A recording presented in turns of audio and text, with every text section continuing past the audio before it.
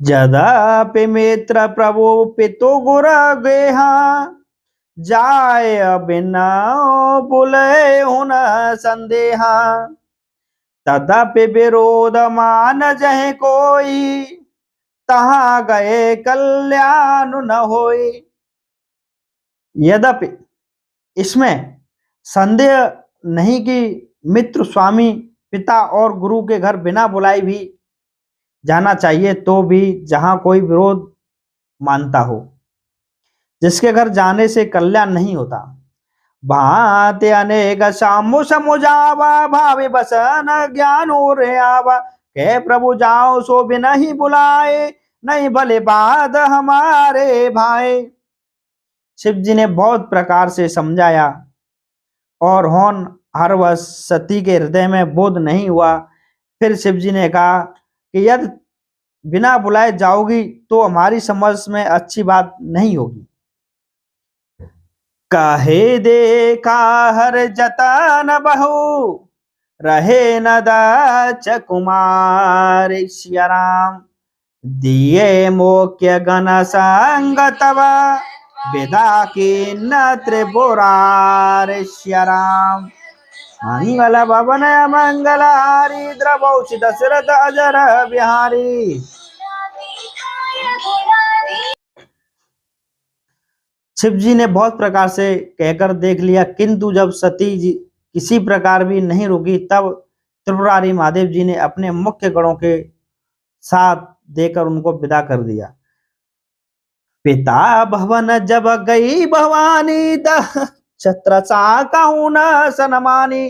सादर भले मिली एक माता भगन मिली बहुत मुस्काता। भवानी जब पिता दक्ष के घर पहुंची, तब दक्ष के डर के मारे किसी ने उनकी आव भगत नहीं की। केवल एक माता भले ही आदर से मिली, बहनें बहुत मुस्कुराती हुई मिली। दक्ष न कछु पूछ कुछ लाता, सतही बिलोक जरे सब गाता। सत्य जाय देखे तब जागा कतहु न देख शंभु कर भागा। दक्ष ने तो उनकी कुछ कुशल तक नहीं पूछी, सती जी को देखकर उल्टे उनके सारे अंग जल उठे। तब सती जी ने जाकर यज्ञ देखा तो वहां कहीं शिव जी का भाग दिखाई नहीं दिया। तब चित्त चढ़े जो शंकर कहे प्रभु अपमानुष मोझ हृदय हो। पाछिल दुख न हृदय से व्यापा जस भय महापरे तापा। तब शिव जी ने जो कहा था वह उनकी समझ में आया। स्वामी का अपमान समझकर सती का हृदय जल उठा।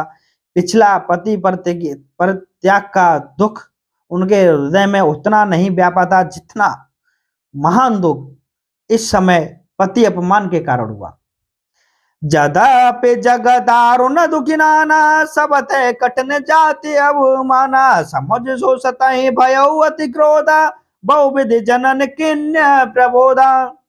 यद्यपि जगत में अनेक प्रकार के दारुण दुख हैं, तथापि जाति अपमान सबसे बढ़कर कठिन है। यह समझकर सती जी को बड़ा क्रोध आया, बहुत क्रोध होने लगी।